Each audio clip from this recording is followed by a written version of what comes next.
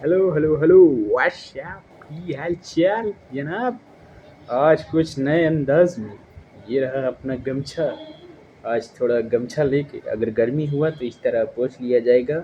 नहीं होगा तो कोई बात नहीं। हाँ, तो हम लोग कहाँ थे? कहाँ तक पढ़ चुके थे? पढ़ने का सिलसिला यूं ही जारी रहेगा अपना।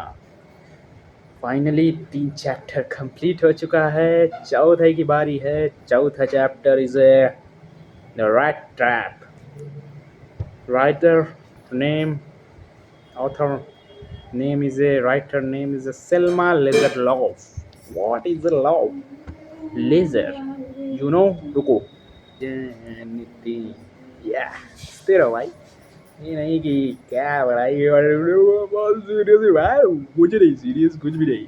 चलो बताते हैं आप लोगों को अबाउट द ऑथर। ऑथर का नाम है Selma laser loaf.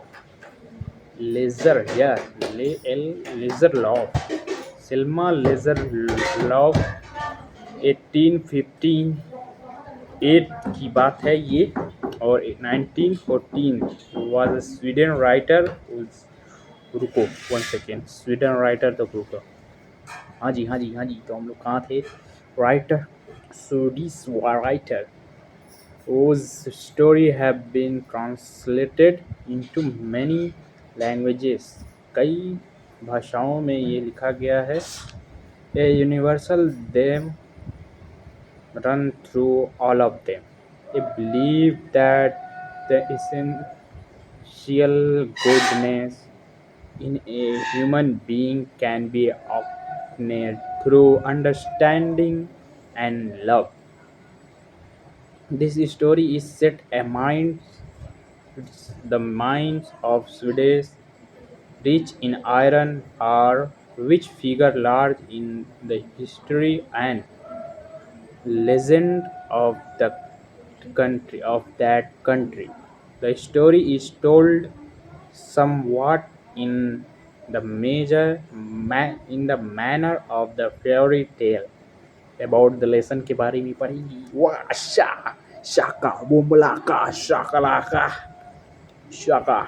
About the lesson, yes, the rat trap is a story that gives us a psychological insight human into human nature। The author highlights how greed for material thing exists in human being। The story upholds the belief that the essential goodness of human being can be obtained through love and understanding। The text अनुवाद करेंगे। Once upon a time there was a man who went around selling small rat trap of wire। He made them himself at odd moments from the material he got by begging in the stores or at the big farm, but even so the business was not especially profitable, so he had to resort to both beginning and petty thievery to keep body and soul together. Even so, his clothes were in rags, his cheeks were sunken, and hunger gleamed in his eyes। एक समय की बात है। Once upon a time there। एक आदमी तार की बनी छोटी चूहेदानियां बेचने चारों ओर जाता था। उसने विषम परिस्थितियों में दुकानों में या बड़े खेतों में भीख मांगकर प्राप्त सामग्री से इन्हें स्वयं बनाया, किंतु फिर भी व्यापार विशेष रूप से लाभदायक नहीं था। इसीलिए उसे जीवन यापन के लिए भीख मांगने तथा क्षुद्र चोरी करने दोनों का ही सहारा लेना पड़ता था। फिर भी उसके कपड़े फटे पुराने होते थे, उसके गाल चिपके हुए थे और भूख उसकी आंखों में साफ झलकती थी। छाप छाप तिलक मुझसे नैना मिलई के। अचानक से याद आ जाता है कोई सॉन्ग। भूख लग जाती थी इसको। भूख उसकी आंखों में साफ झलकती हुई दिखाई पड़ती थी। हाँ, तो no one can imagine how sad and monotonous life can appear to such a vagabond, who plod along the road left to his own meditation. You know, meditation is a very important in your life because meditation. But one day this man had fallen into a line of thought which really seemed to him entertaining. He had naturally been thinking of his rat traps when suddenly he was struck by the ideas that the whole world about him, the whole world with its land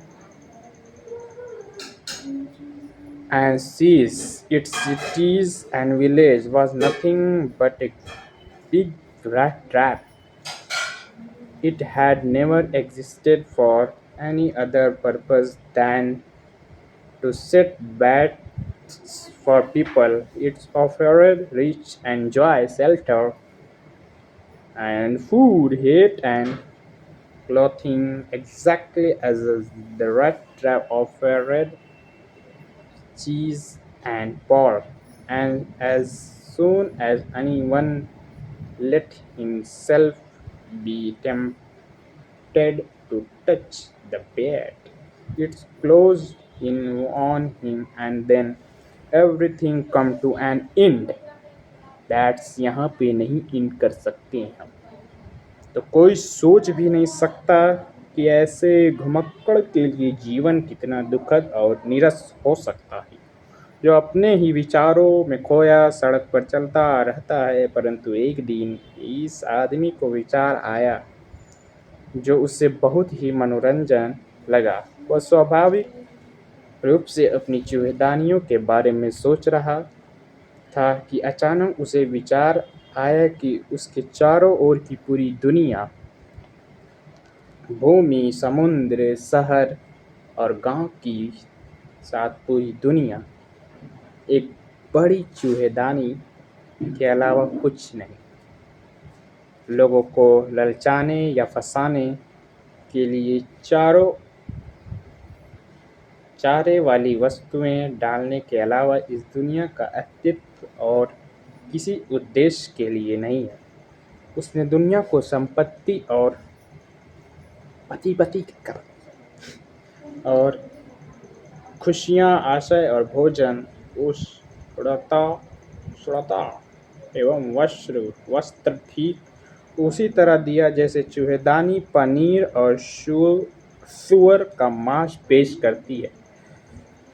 और जैसे ही कोई चूहा भोजन के लालच में पड़कर इसे स्पर्श करता है तो यह उसे बंद कर लेती है और फिर सब कुछ समाप्त हो जाता है। आज के लिए इतना ही, ज़्यादा नहीं, इतना ही आज के लिए समाप्त करते हैं। एक बार की बात है कि हम गली में जा रहे थे, कुत्ते का सारांश जा रहा था, सारांश मतलब झुंड जा रहा था। जाते जाते उन लोगों में मुठभेड़ हुआ। इतना ही बस।